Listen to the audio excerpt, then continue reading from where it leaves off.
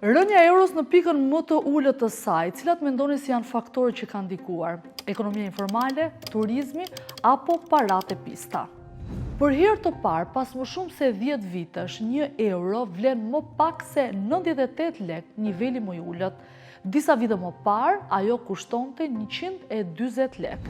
Ekonomisti Selami Xhepa e përshkruan këtë situatë si një disbalans mes kërkesës dhe ofertës në tregun monetar, e ushqyer nga prurje të forta valutore në euro. Sipas tij, forca e lekut lidhet me rritjen e eksporteve, të turizmit dhe investimeve të huaja, por shton një paralajmërim.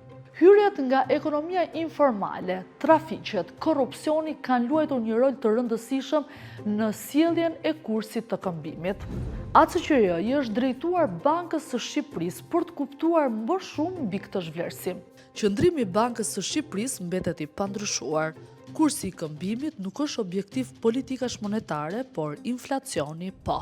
Humbësit më të mëdhej janë eksportuesit, sidomos fasonët, që kanë raportuar humbje mbi 200 milion euro, shkurtim të stafit dhe mbyllje të fabrikave.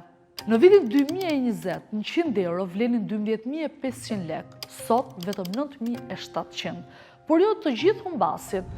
Qeveria dhe importuesit fitojnë. Qeverisi duhet 25% më pak lek për të shlyer borxhet në euro, ndërsa importuesit kanë përfituar mbi 100 milion euro në vit vetëm nga kursi i këmbimit. Shqipëria po ecë në një fije peri dhe askush nuk di sa gjatë kjo rënje e euros do të vazhdojë, e mbi të gjitha çfarë pasojash do të ketë në ekonominë e brisht të vendit tonë.